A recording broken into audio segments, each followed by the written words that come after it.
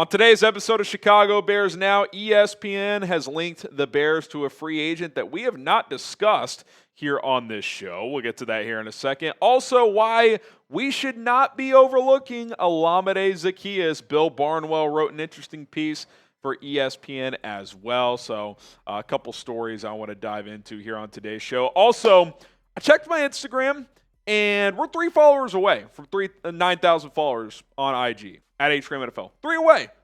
Can we get there right now? That would be awesome. We're actually filming this live, so I'd love to pull out my phone after this segment and think that we got there. I'll even have Cullen put the link in the live chat when he gets a second. But at HRAM NFL on Instagram, more Bears content, more NFL discussion. DMs are open. Give me a follow. I would greatly, greatly appreciate it. Okay.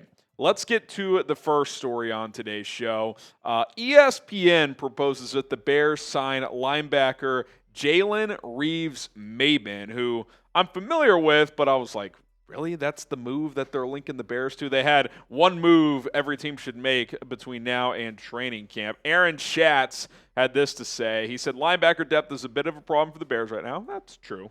They don't need a starter because they have TJ Edwards and Tremaine Edmunds, but former Lion Reeves-Maybin would be a good depth addition. He also is a big help on special teams, having made the Pro Bowl for special teams just 2 seasons ago. He has played in 114 games in his career. He's only started 14. What does that tell you? He's a special teamer. I mean, these numbers kind of suggest that as well. He's never, I think he has either 1 or 0 sacks in his career. He's never had an interception. So most of his hay has been on special teams. I think 10 of those 14 starts, by the way, were in 1 season. So he's never really been viewed as like an every down backer or even a part-time backer. He's a backup who plays primarily on special teams. And I look at this and I'm like, is that what the Bears need? If anything, that part of the depth is actually covered off because Eamon Ogbongbemiga is a good special teams player. He's not that good of a linebacker, though. So he's a special teamer first, linebacker second, kind of like Travis Homer on offense. He's a special teamer first, running back second. Noah Sewell, the best things he's done through 2 seasons has been on special teams. Ruben Hippolyte, we don't really know in either regard of the game, but he profiles to be his floor a good special teamer with his athletic profile, ceiling a future starter at linebacker. You're hoping he can be your 3rd linebacker this year. But if anything, if you're going to add a linebacker, I think you need to add somebody that has started in the NFL. Because if TJ or Tremaine does go down, there's a real question that you don't have someone that you feel comfortable stepping in and playing at a solid level. Now, we're hoping Hippolyte's that guy. I think the Bears feel good about where he's at, but he is a 4th-round rookie. I would rather go with the guy who, 2 or 3 years ago was still at his peak as a full-time starter. Maybe he's trended down the last couple of years, and you sign him if you don't feel good about your other linebackers being your 3rd guy. To be like, hey, you're our 3rd linebacker in base downs, and you're our top backup when TJ and Tremaine go down, so you could be kind of that 3rd starter, even though you're more of like a part-time starter. Kind of what Jack Sanborn's been. Again, if Hippolyte's that, awesome. But to me, if you need to add a linebacker, it's that. It's not a special teamer. You have multiple good special teamers at the linebacker position. Sewell can do it. Eamon Ogbongbemiga, that's literally his role. Hippolyte projects to be good on special teams. So I don't really understand this path whatsoever. I'm not saying it would be a bad signing, but I'm not really sure what role it serves. The Bears were 5th in special teams DVOA last year and have multiple linebackers that can play on special teams. So that would not really be what I would be looking for at the linebacker spot if I was Chicago. Now, name a free agent that you guys believe the Bears should go out and sign. Drop a name in the comments, whether it's Jadeveon Clowney or Zadarius Smith or a player at a different position. I know we've all been thinking about edge rushers, but give us your thoughts. Got to be honest, Jalen Reeves-Maybin didn't really crack the top of my list. Okay, 4th of July, we are almost there. You're going to get the grill out. You're going to go take a dip in the pool. You're going to go to a fireworks show. Represent the Chicago Bears with our Bears 4th of July gear line here. Chatsports.com/Bears4th. You can fly that flag around as well. It's all available at that link, plus some other items and gear as well. Chatsports.com/Bears4th. Link is in the comments section and description of this video. Get shopping today before the 4th of July comes and passes. Okay. Is Olamide Zaccheaus a luxury player? Bill Barnwell, who's an excellent writer for ESPN, did kind of an article just taking a look at different teams' luxury players. And with Zaccheaus being kind of penciled in as that fourth receiver for the Bears, that was who he pointed to for Chicago. Here's what he had to say. While Zaccheaus might have been something closer to the second or third wide receiver for the Commanders last season, he is expected to slot in behind DJ Moore, Odunze, and rookie second-round pick Luther Burden III in Chicago. Don't be surprised if Zaccheaus is on the field more often than you would expect. Coaches love him. Zaccheaus is undersized at 5'8", 193 pounds, but he has still carved out a role in the NFL by being an aggressive and willing blocker. And you read that and you watch kind of his past years, and despite being small, he's a willing blocker. I immediately go to Ben Johnson and what he has said multiple times this offseason. No block, no rock. What does that mean?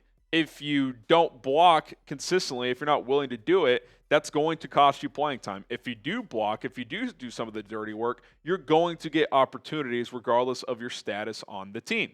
Olamide Zaccheaus has stuck around in the NFL not because he's some special talent or player, but because he's willing to do the little things. And that is exactly what Barnwell is talking about. It's why in 3 of the past 4 years, he's been pretty steady and pretty reliable. Oh, and by the way, what stands out on this graphic? He hasn't missed a single game. He's pretty durable too. So a willing blocker at 190 pounds, 5'8", willing to be physical, and he's durable, that's pretty appealing to me. Well, it's not just his blocking ability. Barnwell had this to say as well, saying Zaccheaus averaged a respectable 1.9 yards per route run last season, just ahead of DK Metcalf and Jordan Addison. They're pretty good at football. And while Zaccheaus is never going to command that sort of target share, the 27-year-old is one of the league's most effective wideouts without the ball in his hands. So what does that mean, 1.9 yards per route run? That means for every single route he ran the entire season, he gained 1.9 yards. Well, obviously, you don't get the ball every time you run a route. In fact, you might get the ball 1 out of 8 routes run, 10 routes run, whatever. That tells me he gets open a lot, and when given the opportunity, he makes things happen. So you're telling me the guy's a willing blocker, he's an effective route runner, he's good after the catch, he gets open consistently. Like, that sounds like a Ben Johnson receiver. What has he talked about? Guys who are willing to block, guys who can play in the slot, guys who can give us yak. He has mentioned that several times. We need guys who can make explosive plays after the catch. So Zaccheaus do that all the time last year. He had a play against the Eagles late in the year when they upset Philadelphia where he caught I want to say it was like a 10-yard pass, and he kind of zigzagged for like a 60-yard touchdown. So the coach likes all the attributes. They brought him in for cheap. I think this he's a veteran now. I think he's going to have a role on this team. And oh, by the way, no one loves Luther Burden III more than me. I love that draft pick, and I still do.